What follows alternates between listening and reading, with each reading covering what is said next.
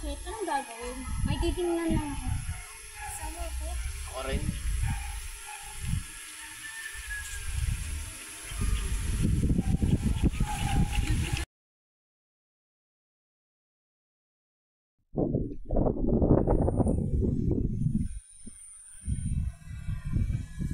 Hoy, ano sinusulat mo dyan? Bakit ang haba?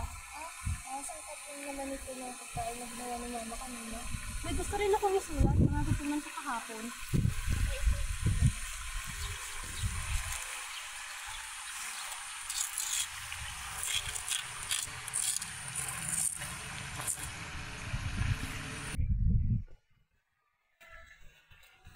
Ano, ang galing naman ginagawa niyo. Pwede ba namin gayahin yung susunod sa bato? Ako rin. Pero parang ang hirap gawin. Meron bang mas madaling paraan para magsulat? Teka, napaisip lang ako.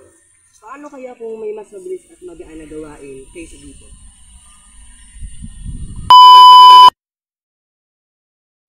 Papermaking is one of the four great inventions of China.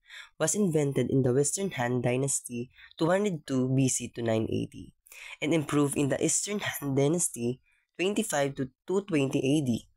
In particular, the papermaking technique improved by Kai Lun, also known as Kaihu paper, brought a revolution in writing.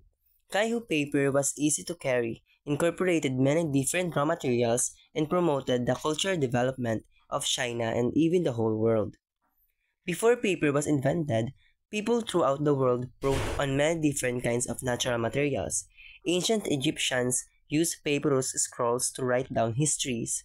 In ancient Europe, people wrote on animal skins, while in the ancient China, bones, tortoise, shells, and bamboo strips were all used for writing, which were later proven unsuitable because of their bulk and weight. Hemp fiber and silk were also used to make paper, but the quality was far from satisfactory. Daniel at Catherine, no? Oo nga, no. Sayang naman. Tsaka ito, tignan mo. Ang sad naman ng story ng mga batang ko, eh. Ay.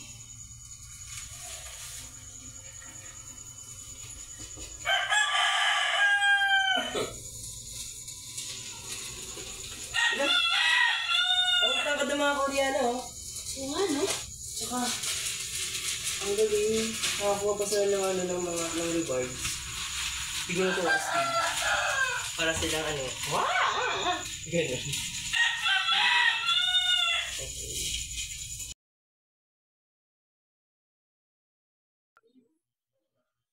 Ito yung sabot niya. Pinakabot yan. The starters first for the Clean Line Cool Special.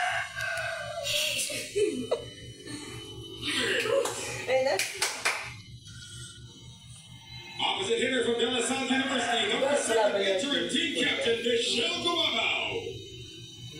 Center from Far Eastern University, number 1, Kyle Negrito.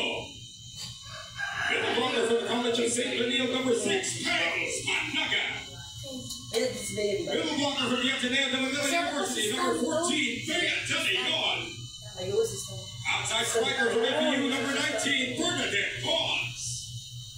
Outside striker from the USA, number 22, Erica Staunton. Starting libero from FEU, number 11, Linda Atienza. Head coach for Creamline is Sherwin Meneses. And now the starters for Kurashiki Blaze. Opposite hitter number 2, team captain Saya Taniguchi. Center number 3, Kyoka Oshima. Outside